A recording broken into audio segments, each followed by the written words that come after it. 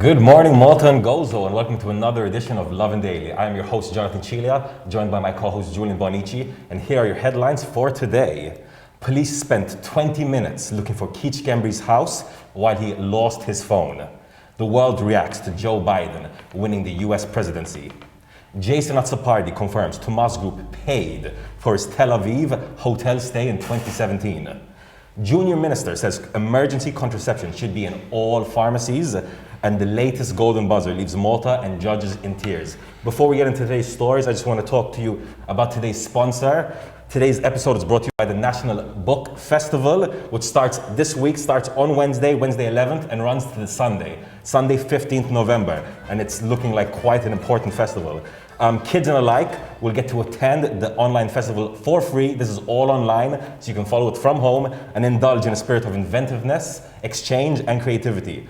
All kids' events will be streamed straight to school classrooms, which is awesome. And you can watch all the events live on tip.org.mt, as well as Facebook. And some events will even be streamed on Lovin Malta's Facebook page. So check out those, stay tuned for that. Some incredible guests this year. We've got the award-winning novelist Salman Rushdie, which is really, really interesting. I'm looking forward to that myself, as well as best-selling Israeli author Aaron Katz, as well as Daniel Holmes, who'll be in an interview with Lovin Malta CEO Chris Pergine himself. But let's get to today's story. Julian. Okay, so to start off with our first story. So new details on Keith Gembry's lost or missing mobile phone were revealed by Lovin Malta over the weekend. So just to break it down a little bit. So Keith Gembry last used his missing phone at 5 a.m. on 26 November 2019. Well-informed sources have told Lovin Malta that sort of the data analysis and geolocation data has narrowed down the phone location to at least nearby his Meleha home. This also, this little bit of information raises some questions about his arrest. So Lovin Malta also revealed that Chief Homicide Inspector Keith Arnaud and Inspector Ked Zara actually went to go arrest Keith Gembry at 5:05 a.m. So 5 minutes after Keith Gembry last used his mobile phone. However, it's now been revealed that Arnaud and Zara spent close to 25 minutes walking around the area, wandering around in the vicinity, trying to find his phone. So they've both said in court that when they went to arrest him, they conducted a brief search, and when they asked Keith Gembry where his phone was, he just simply told them he lost it. And they had accepted. I remember when they admitted it, there was a real lot of laughter inside the courtroom about this. Anyway, there's been a bit of a contrast, in a sense, in the way Keith Gembry was arrested and how another person of interest was arrested earlier that evening. So Adrian Vella, who's the doctor who passed on messages between Keith Gembry and Jürgen Fenech, while Jürgen Fenech was under police bail, was arrested just a few hours earlier. Now, Vella has confirmed that while police were banging on his door, he actually called Keith Gembry. Now, we don't know what that conversation was about, but it raises a lot of suspicion on how much Keith Gembry was possibly aware that he was about to be arrested, and sometime soon. Obviously, the phone is super important. The phone will have loads of details about Keith Gembry's operations in the years preceding the assassination. And we already know, as a matter of fact, that Keith Gembry, Jürgen Fenech, and Joseph Muscat shared a secret WhatsApp group.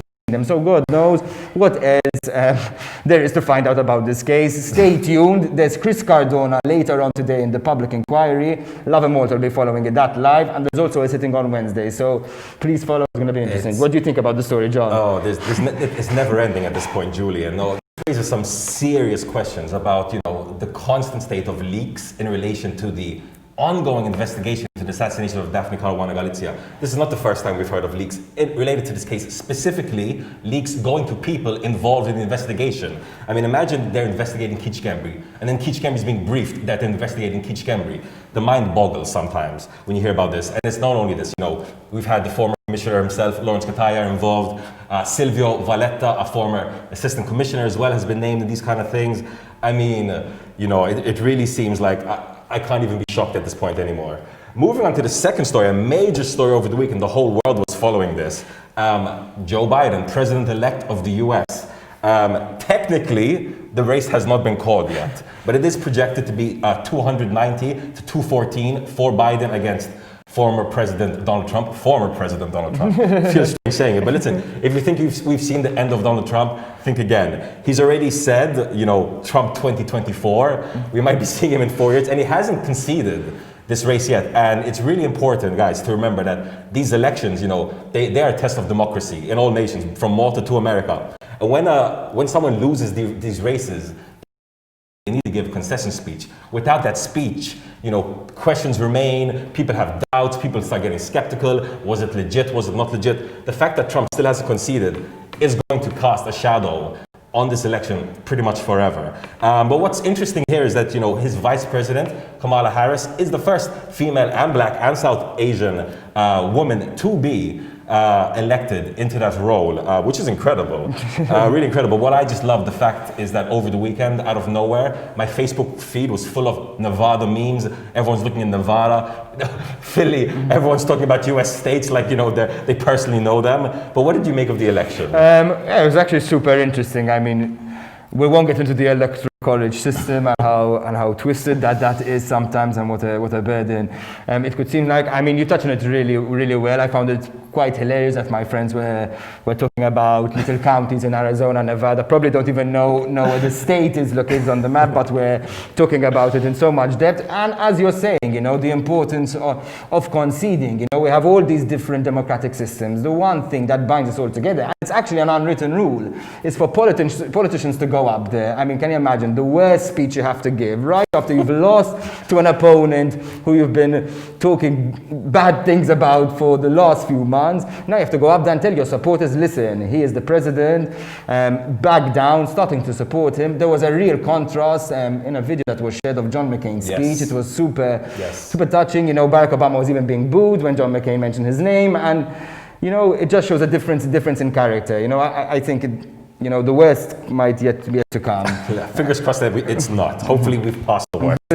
On to our next story. So Jason Azzopardi, the PNMP and Parte Civile lawyer in the Daphne Caruana Galizia case, has confirmed that Tomas Group paid for a hotel stay in Tel Aviv sometime in 2017. So between 19th and 24th July 2017. So obviously that creates complications because Tomas Group is owned by Jürgen Fenech, who's obviously the main suspect in the assassination. Now, Jason Azzopardi was quick to sort of explain himself. He said, listen, I was going abroad to that place. I spoke to Ray Fenech, who is Jürgen Fenech's uncle. He suggested a hotel. Azzopardi stayed there, but when he was going to pay at the end, he found the bill was paid for. He insisted there was no wrongdoing, and sort of said that he returned a gift to Ray Fenech and sort of under no obligation to do so. Just to make things clear, this is well before the 17 Black reveal of Jürgen Fenech, and even before Daphne Caruana Galizia herself was murdered. It's super awkward. It seems like, you know, every week we're finding out a new connection between Jürgen Fenech and a high-level politician or someone else with influence and power in society. As you said yourself, this was all before the assassination. I think like everything changed after the assassination, but it just goes to show the Maltese political culture, and probably even America and other first world and second world countries, how close top-level politicians have to get to these businessmen.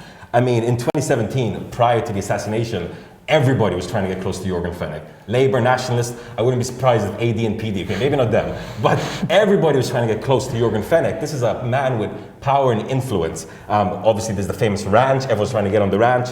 And I can just imagine Azzopardi's predicament, when he's in Israel, finds that the hotel's been paid for. This is a guy that he wants to get close to, It's very, very awkward. However, it does raise serious questions. How close are Maltese politicians to these businessmen? This is someone who represents the Daphne Caruana Galizia family. So who knows what else there is to be revealed about other politicians. So I have a feeling this is not going to be the last person we find out with a relationship to Jürgen Fenech. Yeah, as a matter of fact, Azzopardi did actually call on the Standards Commissioner to investigate. It is a bit useless, we should say, because the Standards Commissioner can only investigate things after that trip. But it does give a bit of an idea of what should be the idea moving forward. So we all know Jürgen Fenech certainly has relationships with these politicians. We really deserve to know the extent of it, when they were friends. Was this after 17 Black? Was this after the murder? Exactly. We need to know. So please, let's start a dialogue, to start a proper internal investigation, so at least we all can get to the bottom of the truth. 100%. Before we get to the next story, we're going to cut to a video of our sponsor, the National Book Festival. Check it out.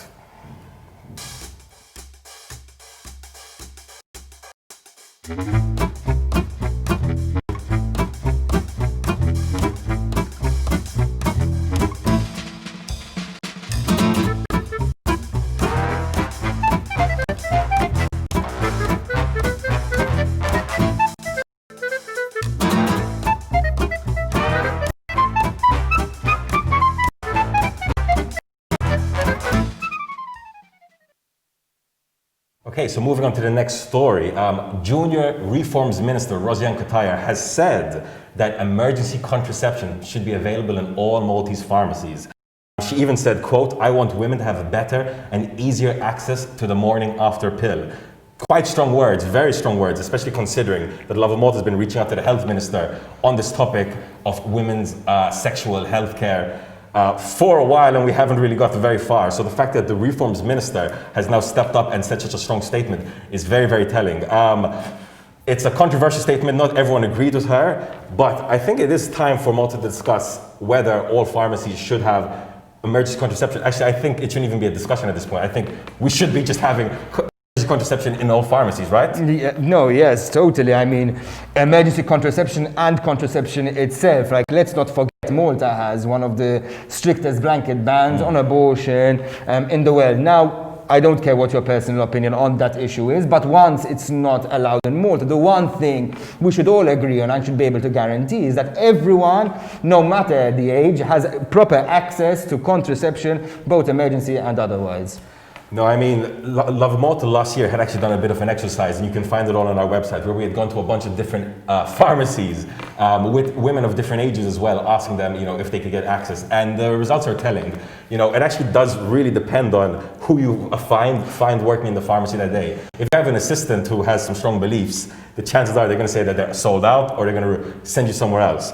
So hopefully we see a bit of movement on this. I mean, the fact that Rosiane Kutayar, who's already, spoken out previously about women's rights and has made it a bit of an issue that she's known for, has spoken out now, maybe we'll see some movement, but really and truly, until Chris Fearn, the health minister, or maybe Robert Abela himself does a big push on this, I don't foresee any major changes happening. Yeah, you're absolutely right. We need some more political will from our health minister. We understand there's COVID-19 and everything, but because of the pandemic, access to these kind of contraceptives are getting harder and harder and harder.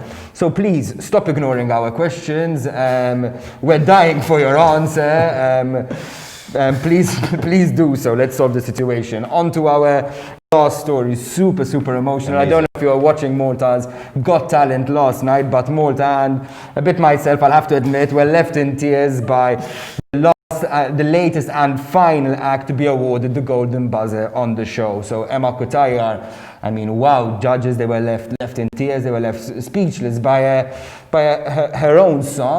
She wrote it herself, a really beautiful rendition called "I Miss You" about her sister who died before she was born. So really touching stuff. Wow. She belted out the performance, and she got quite a powerful reaction.